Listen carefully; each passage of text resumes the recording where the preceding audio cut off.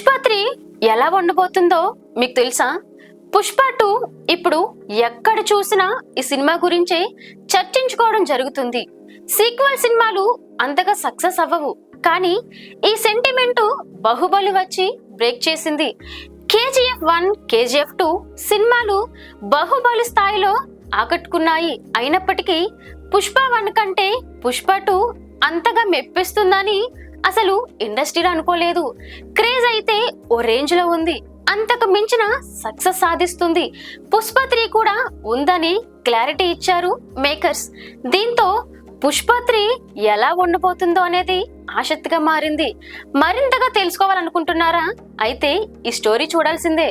Pushpa 2 cinema అంచనాలకు మించి ఉంది.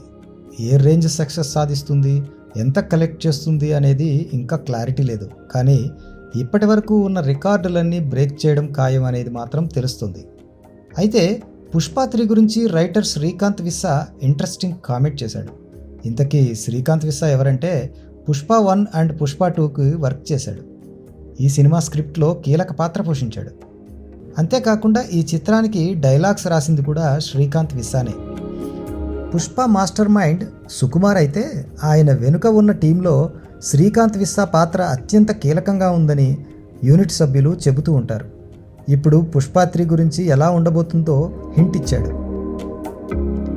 పుష్ప 1, పుష్ప 2లతో పోలిస్తే పుష్ప 3 అంతకు మించి అనేట్టుగా ఉంటుందట. ఇంకా చెప్పాలంటే పుష్ప 3 మరింత గొప్పగా ఉంటుందట. కథ మరింత డెప్త్గా ఉండడంతో పాటు కొత్త పాత్రలు పరిచయం అవుతాయని చెప్పాడు.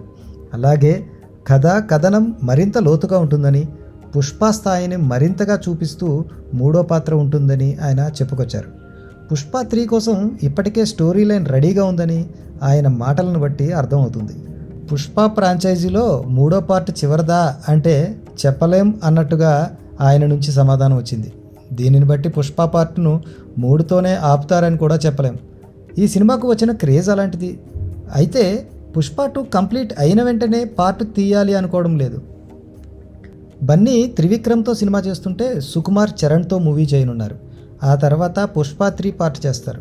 దీనిని బట్టి పుష్ప పార్ట్ 3 రావాలంటే టైం పట్టేటట్లుంది. కరెక్ట్గా ఎప్పుడు స్టార్ట్ అవుతుందో క్లారిటీ రావాలంటే కొన్నాళ్ళు ఆగాల్సిందే.